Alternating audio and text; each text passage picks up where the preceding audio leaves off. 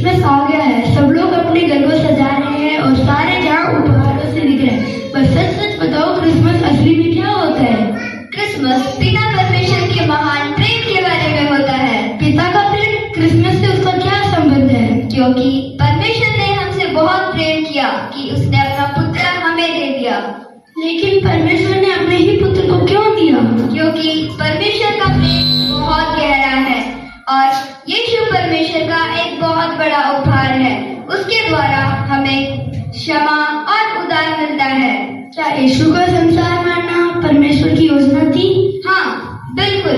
जब मनुष्य पाप में था और परमेश्वर से दूर था, तब भी पिता का प्रेम कम नहीं हुआ। इसलिए यीशु एक छोटे बच्चे की तरह जन्मा।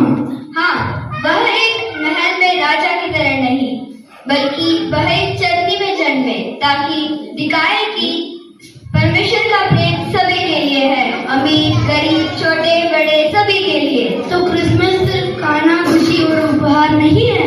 नहीं, क्रिसमस हमें याद दिलाता है कि हम प्रेम किए गए लोग हैं। तो हमें उद्धार कैसे पाना है? हमें यीशु पर विश्वास रखना है और हमें उनको उद्धार करता मानना है और हमें दूसरों को प्रेम करना है जैसे परमेश्वर ने हमसे प्रेम किया।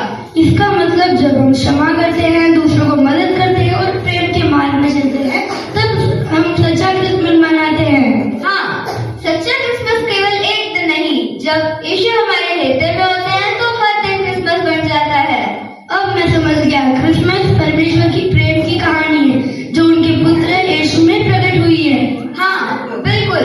यीशु ने हमसे बहुत प्रेम किया, इसलिए उन्होंने अपने पुत्र को हमें दे दिया। यही क्रिसमस है।